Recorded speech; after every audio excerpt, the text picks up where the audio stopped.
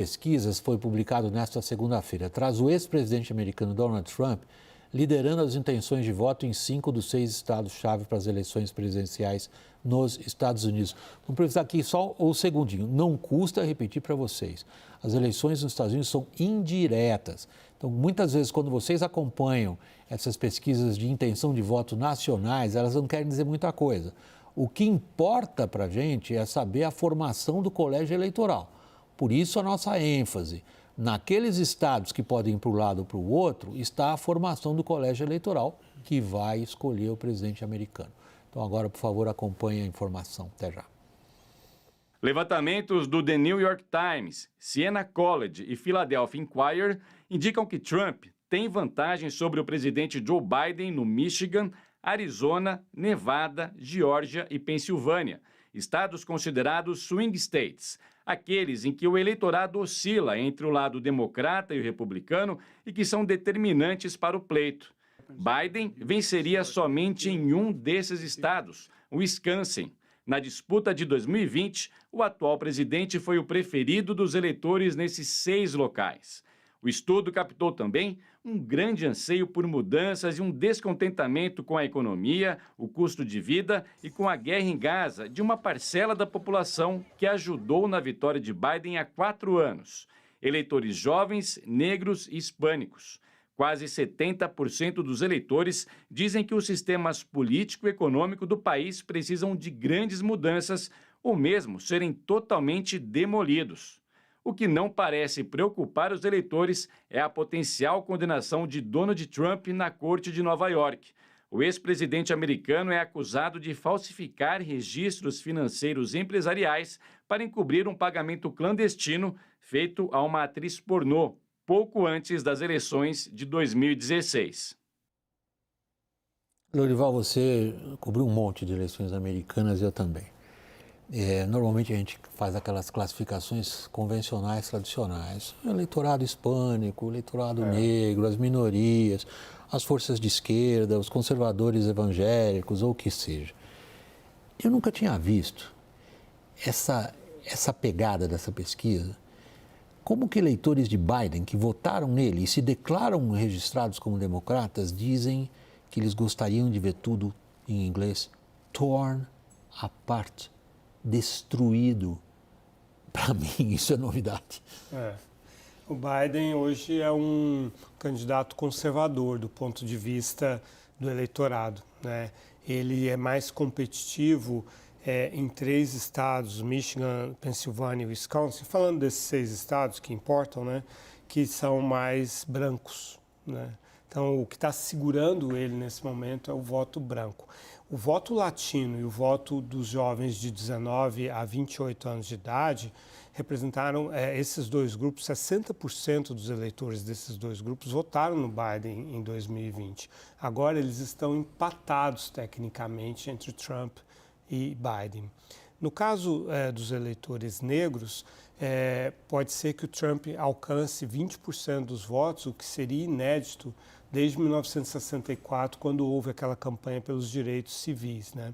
A gente sabe que, historicamente, o Partido Democrata foi um partido escravagista, mas nos anos 60 ele se tornou um partido que levou muito adiante a pauta dos eleitores negros, né? Foi a grande virada no sul dos Estados Unidos. Exato. Com relação aos eleitores que é mais provável que votem, e eles declaram isso, né, na pesquisa, o Biden tem uma situação menos ruim, né? Ele deixa de perder no Wisconsin, mas ganha no Michigan e está muito competitivo na Pensilvânia e também no Wisconsin.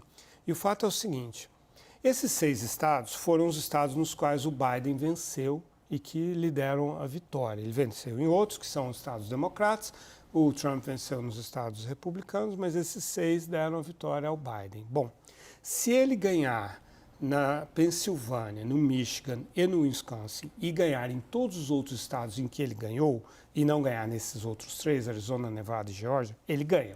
Por causa do número de delegados que Michigan e a Pensilvânia têm. Que é proporcional. Eles têm um grande número. A população, exato.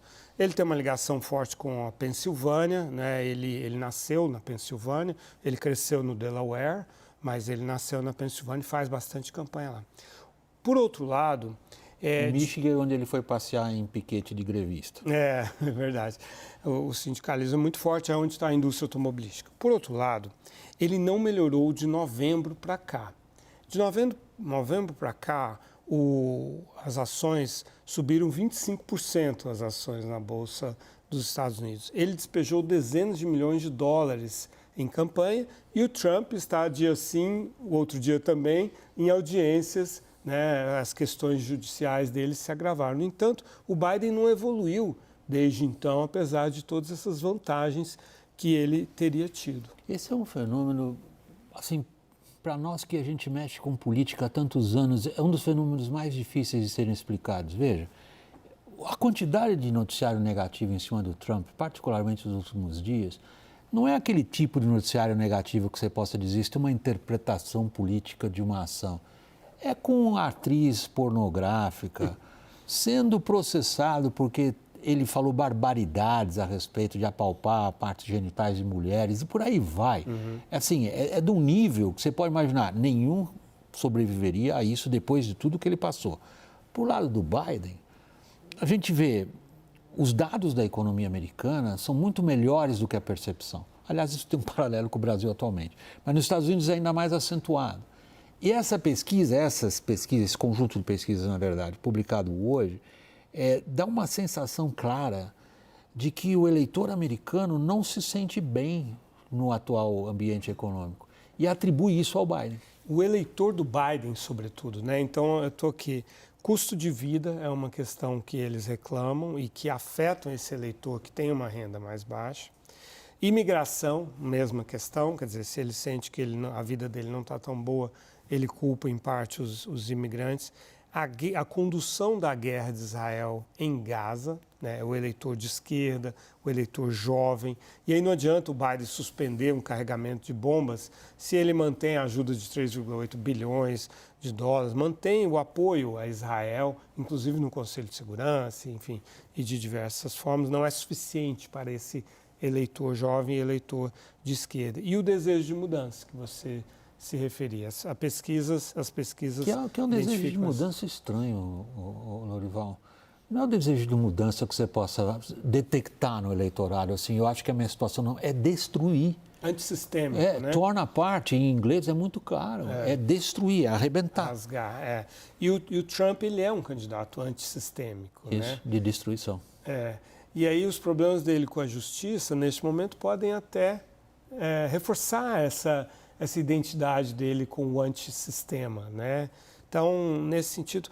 E o Biden, ele não conseguiu, por exemplo, no caso de Israel, ele não conseguiu reconquistar o voto da esquerda, porque, como eu explicava antes, não foi suficiente o que ele fez de contenção do governo Netanyahu. E, por outro lado, ele provavelmente perdeu ou deixou de conquistar o voto moderado, que é um voto mais pró-Israel. Então, isso expressa os dilemas do Biden, né?